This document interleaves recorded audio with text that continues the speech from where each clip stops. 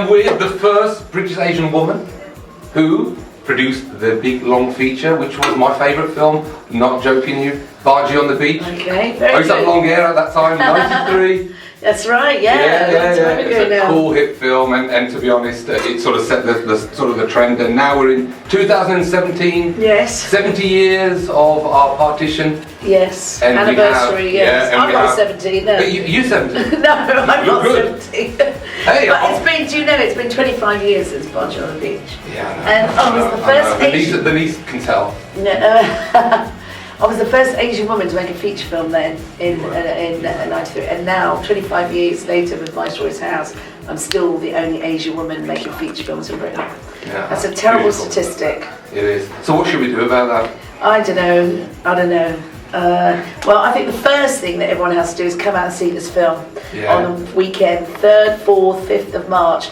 I need all the Asian community, all the Asian posse, everyone, because then the message goes out to the industry that people want to see films about us. Sure. Is there any coincidence that, you know, it's 70 years of partition and it's 2017 and we're talking about the partition again? Was that sort of planned to sort of be released this year?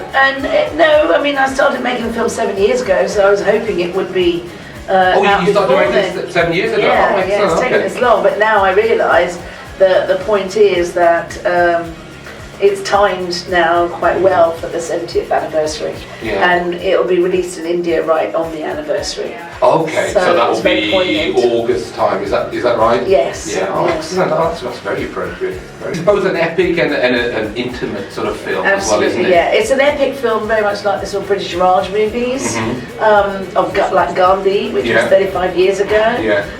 But I wanted to do a film that was very sort of sumptuous and like a British Raj movie, but at the same time very intimate, about the personal story, because my family were all caught up as refugees at that time, like so many of us, our families, and my ancestral homeland, you know, the Rawalpindi and Jhelum, is now Pakistan. Sure. So in a way, you know, I don't have that same connection to an ancestral homeland as people from India do. And same with Pakistanis, you know, who are from the India side, you know. So was there some direct sort of correlation between your experiences and your family experiences brought into the film? Oh yes, absolutely. Really? It's totally inspired by the fact that it's a personal story. Oh, okay, excellent. Oh, brilliant. And I guess research-wise, you have to do lots of research on this? Absolutely. I read, between me and Paul, we read about 20 books on the subject. And that's why it took 7 years. Yes, exactly.